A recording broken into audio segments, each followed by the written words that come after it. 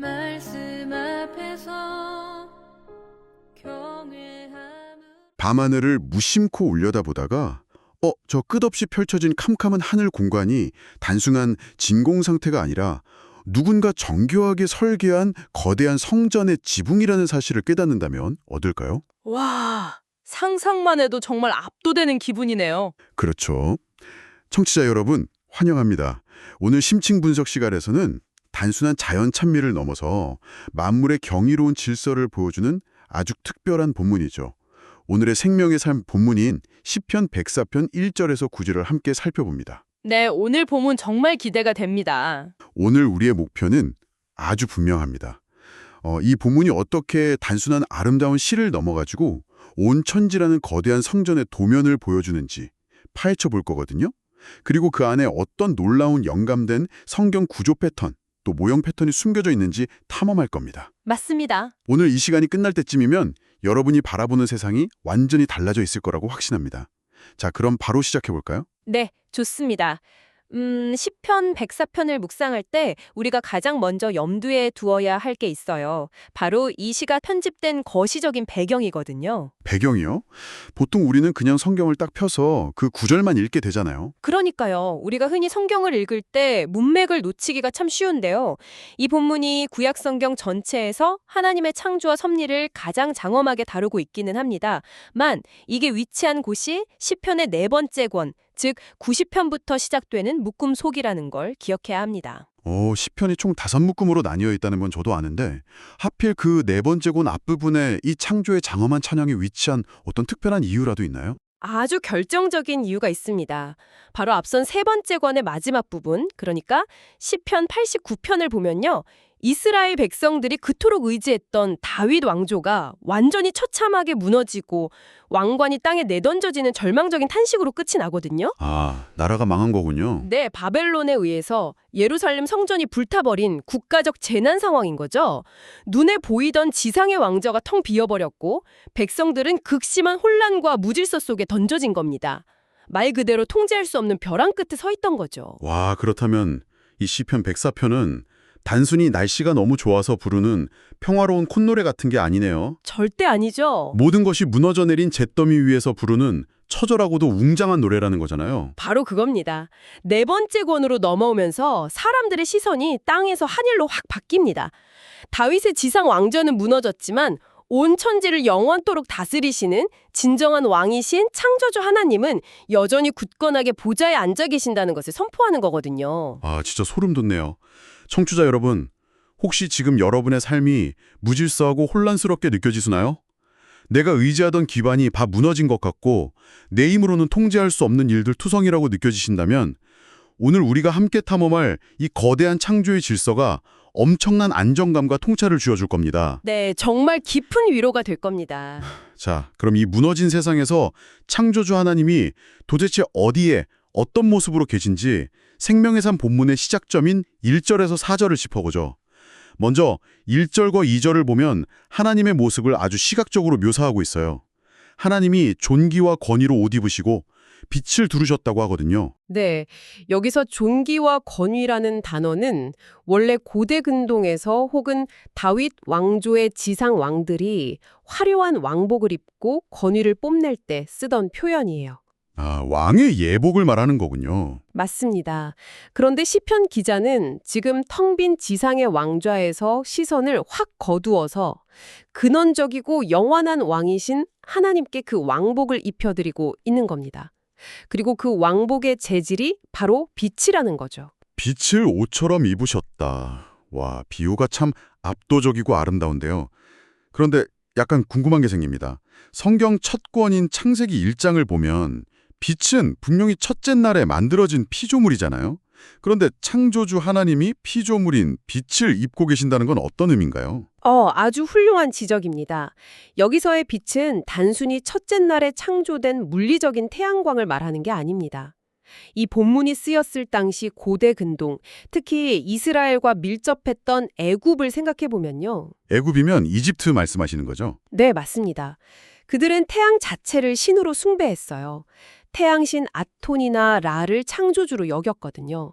그런데 시편 기자는 태양이 만들어지기도 전에 이미 존재했던 빛, 그러니까 창조주 하나님의 도덕적 순결함과 생명의 근원으로서 발산되는 하나님 본질의 영광을 노래하고 있는 겁니다. 아, 그러니까 너희가 신으로 믿는 그 태양은 진짜 빛을 입고 계신 우리 왕의 겉옷자락에 불과하다.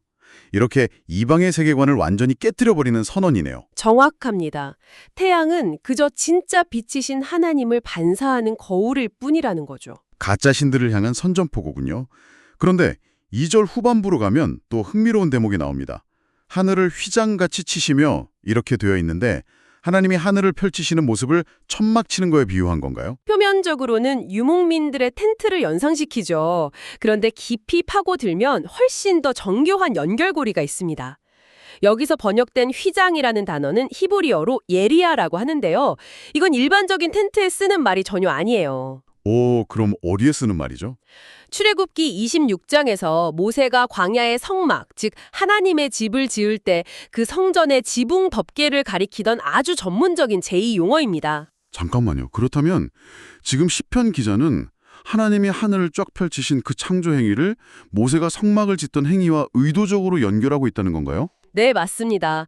이것이 성경 전체를 꿰뚫는 아주 중요한 신학적 지점인데요. 온 천지가 단순한 물리적인 공간이 아니라 하나님이 친히 거하시며 통치하시는 거대한 천지 성전으로 건축되고 있음을 보여주는 겁니다. 세상에, 그러니까 우리가 밤하늘의 별이나 흘러가는 구름을 볼 때 그게 단순히 자연 형상이 아니었네요? 그렇죠. 사실은 완벽하게 설계된 거대한 대성당의 지붕을 보고 있는 거고요. 지성소를 가리는 거룩한 휘장을 올려다보고 있는 셈이군요. 완벽한 표현입니다. 그래서 이어지는 3절과 4절의 묘사가 훨씬 더 중요해져요. 물에 누각의 들보를 얹으시고 구름으로 수레를 삼으시고 바람 날개로 다니시며 그리고 바람과 불꽃을 사역자로 삼으신다는 묘사들 말이죠. 저는 이 4절을 읽을 때 정말 흥미로웠어요. 바람과 불꽃을 하나님의 사역자, 즉 심부름꾼으로 삼으셨다고 하잖아요. 사실 고대인들에게 태풍이나 번개 같은 건 두려움의 대상 그 자체 아니었나요? 바로 그 부분이 핵심입니다. 당시 가나안 지역의 바알 신화를 보면요. 바알은 구름을 타고 다니면서 번개라는 창을 마구 던지는 폭풍의 신이었어요. 생명을 주관하는 최고의 신으로 숭배받았죠. 사람들은 폭풍이 몰아치면 바알 신이 분노했다고 벌벌 떨었거든요. 폭풍우가 치면 무서워서 재물을 바치고 그랬겠네요. 맞습니다. 그런데 오늘 생명의 삶 본문은 고대인들이 신처럼 두려워하며 숭배했던 그 맹렬한 폭풍이나 불조차 하나님 앞에서는 그저 명령을 따르는 심부름꾼, 즉 종으로 완전히 격화시켜버립니다. 이야, 비유하자면 사람들이 막 두려워하던 폭풍의 신이니 불의 신이니 하는 것들이 사실은 이 거대한 성전 안에서 돌아가는 기계 부품에 불과하다는 거네요. 네, 아주 적절합니다. 그냥 하나님의 명령에 따라서 켜지고 꺼지는 자동 온도 조절 장치 같은 거잖아요. 전혀 자율권이 없는 존재라는 거죠. 네, 정확합니다. 기계부품이죠. 이 놀라운 통찰은 신약 성경으로 넘어가서 아주 명확한 연결고리를 형성하는데요. 히브리서 1장 7절에서 8절을 보면 이 구절을 그대로 인용합니다. 그러면서 자연의 세력이나 심지어 천사들조차도 철저히 피조물이고 종속된 존재일 뿐이며 오직 아들이신 예수님만이 영원한 통치권을 가지신 참된 왕이심을 논증하거든요. 와, 헛된 피조물에 대한 두려움을 싹 없애고 오직 창조주 한 분만 바라보게 하는 진짜 놀라운 해방의 선언이군요. 맞습니다. 진정한 자유를 주는 선언이죠. 여기서 제가 좀 구조적인 질문을 하나 던지고 싶습니다. 이 천지가 정교하게 지어진 성전이라는 주장이 단순한 문학적 비유가 아니라 이 생명의 삶 본문 자체의 뼈대가 그 정교한 건축적 아름다움을 완벽한 문학적 구조로 증명하고 있다고 하셨잖아요. 네, 그렇습니다. 고대 히브리인들은 현대인들처럼 논리정연하게 서론, 본론, 결론 이렇게 글을 쓰지 않았어요. 그들은 구전 문화 속에서 중요한 진리를 보존하려고 고도의 문학적 기법을 썼는데 이게 바로 성경 곳곳에서 발견되는 영감된 성경 구조 패턴입니다. 그중에서도 이 시편 104편은 창세기 1장의 엿새 동안 일어난 창조 순서와 정밀한 톱니바퀴처럼 꽉 맞물려 전개됩니다. 제가 본문을 보면서 가장 흥미로웠던 게 바로 그 지점이었습니다. 창세기 1장이 만물을 어떻게 지었는지 보여주는 아주 건조한 건축 대장이라면요. 시편 104편은 그렇게 완성된 성전 안에서 부르는 웅장한 봉헌 찬송 같지 않나요? 오, 훌륭한 통찰입니다. 그런데 더 놀라운 구조적 비밀이 숨어 있어요. 바로 교차대구라는 영감된 성경 구조 패턴입니다. 고대 문헌에는 우리가 지금 쓰는 것처럼 글씨를 굵게 하거나 형광펜을 칠할 방법이 없었잖아요. 그렇죠. 밑줄 짝 이런 게 안 되죠. 맞아요. 그래서 가장 중요한 핵심 메시지를 텍스트의 정중앙에 딱 두고 양 옆으로 완벽한 대칭을 이루게 거울처럼 배열하는 방식을 썼습니다. 놀랍게도 시편 대사편 전체가 완벽한 교차대구 구조로 짜여 있어요. 1절부터 마지막 35절 전체가 하나의 거대한 대칭을 이룬다는 건가요? 네, 1절에 내 영혼아 여호와를 송축하라 라는 명령이 마지막 35절에서 정확히 반복되면서 앞뒤 문을 단단히 닫아주고요. 이 거대한 건축물의 정중앙, 즉 핵심 축인 24절에는 이런 고백이 자리 잡고 있습니다. 주께서 지혜로 그들을 다 지으셨으니 이 구절이 모든 만물을 하나님의 지혜 아래 있음을 선포하는 심장 역할을 하는 겁니다. 아, 핵심축이 정중앙에 딱 버티고 있군요. 그렇다면 그 축을 기준으로 앞뒤의 대칭은 어떻게 이루어지나요? 이 대칭이 이 시의 가장 깊은 신학적 통찰을 보여주는데요. 물리적인 무질서와 혼돈을 다루는 앞부분, 그러니까 오늘 우리가 살피는 1절에서 9절과 완벽하게 짝을 이루는 뒷부분이 있습니다. 31절에서 35절인데 거기에는 도덕적 무질서인 악인들을 다루고 있어요. 물리적 혼돈과 도덕적 혼돈을 완벽하게 병치시켜 놓았군요. 그렇습니다. 자연계의 무질서를 통제하시는 하나님이시라면 인간 세계의 도덕적 무질서와 악 역시도 반드시 심판하시고 바로 잡으실 거라는 확신을 주는 거죠. 시의 내용뿐만 아니라 시의 뼈대 자체가 흔들리지 않는 성전의 기둥처럼 굳건하게 서 있는 겁니다. 와, 진짜 경이롭습니다. 완벽한 설계와 구조를 확인했으니까 이제 이 거대한 성전 안에서 벌어지는 가장 극적인 충돌의 장면으로 넘어가 보죠. 5절에서 7절입니다. 이 성전에 생명이 존재하려면 하나님께서 반드시 먼저 해결해야 했던 강력한 적이 있었다면서요? 네, 생명이 존재하려면 질서가 필요하니까요. 6절을 보면 옷으로 덮음같이 주께서 땅을 깊은 바다로 덮으심에 물이 산들 위로 솟아올랐으나 이렇게 되어 있죠. 아, 온 세상이 물에 잠겨있는 상태군요. 네, 여기서 깊은 바다는 창세기 1장 2절에 나오는 원시적 혼돈 상태인 깊음을 묘사합니다. 고대 근동 세계관과 성경에서 흉흉한 물, 깊은 바다는 단순히 H2O라는 물이 아니에요. 하나님의 질서가 붕괴된 상태, 생명을 위협하는 억압적이고 파괴적인 혼돈의 상징입니다. 단지 홍수 났네 이 정도가 아니라 생명을 짓누르는 거대한 혼돈과 죽음의 세력이군요. 듣기만 해도 막 숨이 막히는데요? 그렇죠. 그런데 그 생명을 짓누르는 혼돈에 대해 하나님은 결코 타협하지 않으십니다. 7절을 보면 주께서 꾸짖으시니 물은 도망하며 주의 오랫소리로 말미암아 빨리 가며 라고 하면서 맹렬한 충돌이 일어납니다. 잠깐만요. 저는 이 부분에서 꼭 짚고 넘어가고 싶었던 게 보통 우리가 꾸짖음이라고 하면 사람이나 인격적인 대상한테 막 화를 내는 걸 떠올리잖아요. 그런데 왜 무생물인 바닷물한테 꾸짖으셨다고 표현한 걸까요? 자연현상에 대고 호통을 치신다는 게 조금 생소하게 들리거든요. 꾸짖음이라는 단어 속에 성경 전체를 관통하는 핵심적인 모형 패턴이 담겨 있기 때문이에요. 방금 바다가 죽음과 혼돈의 세력이라고 말씀드렸잖아요.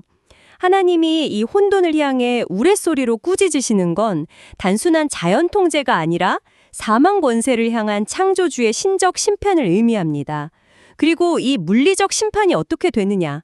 바로 생명이 살아갈 마른 땅을 만들어냅니다. 혼돈을 몰아내니까 구원의 공간이 열리는 거군요. 우리 청취자분들의 삶이나 인류의 구원과 아주 구체적인 연결고리가 생기네요. 맞습니다. 이것이 바로 성경 신학에서 말하는 심판을 통한 구원이라는 중요한 모형 패턴입니다. 이 창조 때의 패턴은 구속 역사 속에서 계속 반복돼요. 대표적으로 출애굽 당시 홍해 사건을 시편 106편 9절에서는 이에 홍해를 꾸짖으시니 곧 마르니라고 회상합니다. 아, 연결고리가 탁탁 맞춰지네요. 애굽이라는 혼돈의 군대 앞에서 홍해 바다를 꾸짖으셔서 자기 백성이 살아갈 마른 땅, 즉 구원을 베푸신 거군요. 네, 정확합니다. 그리고 이 모형 패턴은 신약에 이르러 예수님의 사역에서 절정을 맞이합니다. 마가복음 4장 39절을 보면 예수님께서 거친 풍랑이 있는 바다를 향해 바람을 꾸짖으시며 바다더러 이르시되 잠잠하라 고요하라 하십니다. 제자들의 생명을 위협하던 혼돈의 바다가 창조주의 꾸짖음 앞에 완전히 굴복한 거죠. 와, 창조의 꾸짖음이 홍해로 그리고 갈릴리의 꾸짖음으로 이어지는군요. 그렇다면 이 웅장한 모형 패턴의 궁극적인 종착지는 어디가 됩니까? 그 궁극적인 종착지가 바로 십자가입니다. 우리 인간을 가장 억압하고 삼키려는 깊은 바다가 무엇입니까? 바로 죄와 사망이라는 혼돈이잖아요. 십자가는 이 죄악의 혼돈을 향해 하나님의 가장 맹렬한 심판의 우레소리가 쏟아진 자리였습니다. 그런데 놀랍게도 그 진노의 폭풍과 꾸짖음을 창조주이신 예수님께서 십자가에서 우리를 대신해 고스란히 맞으신 겁니다. 아, 세상에. 우리가 당해야 할 혼돈의 심판을 예수님이 그 깊은 바닷속으로 직접 들어가셔서 대신 꾸짖음을 당하신 거네요. 맞습니다. 그분이 십자가에서 가장 거대한 혼돈의 심판을 대신 받으심으로써 오늘 우리에게 영원한 생명의 땅이 열리게 되었습니다. 십자가 구원 사역의 완벽한 모형이 완성된 것이죠. 진짜 가슴이 먹먹해질 정도로 웅장한 진리네요.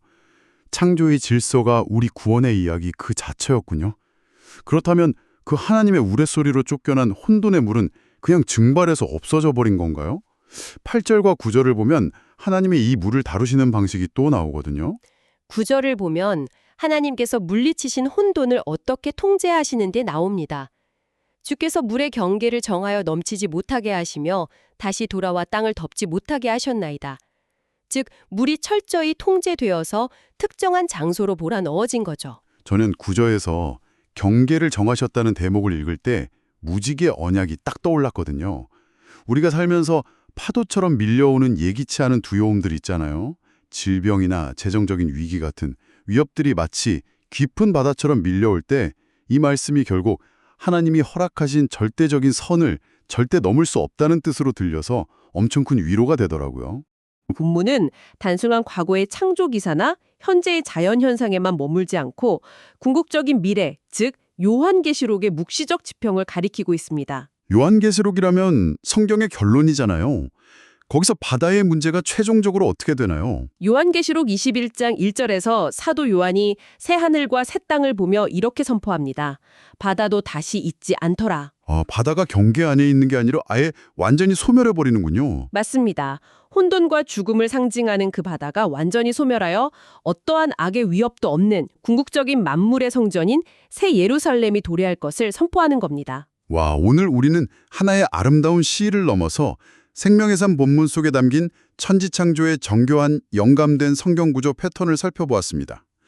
빛을 예복 삼으신 만물의 통치자가 혼돈의 바다를 꾸짖어 질서를 세우시고 십자가를 통해 죄를 심판하시며 우리를 구원하시는 그 영광스러운 모형 패턴을 확인했네요. 네, 정말 놀라운 구원의 서사시입니다.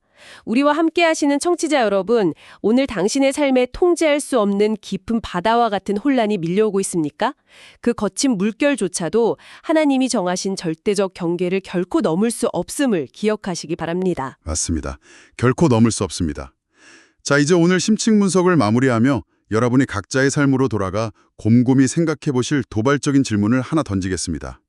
만약 하늘의 구름과 부는 바람조차도 그분의 명령에 순종하는 거대한 천지성전의 거룩한 사역자라면 오늘 하루를 살아가는 제사장적 존재인 당신은 당신의 가장 일상적이고 평범한 삶의 자리에서 창조주의 그 위대한 영광을 어떻게 반사하며 살아내시겠습니까?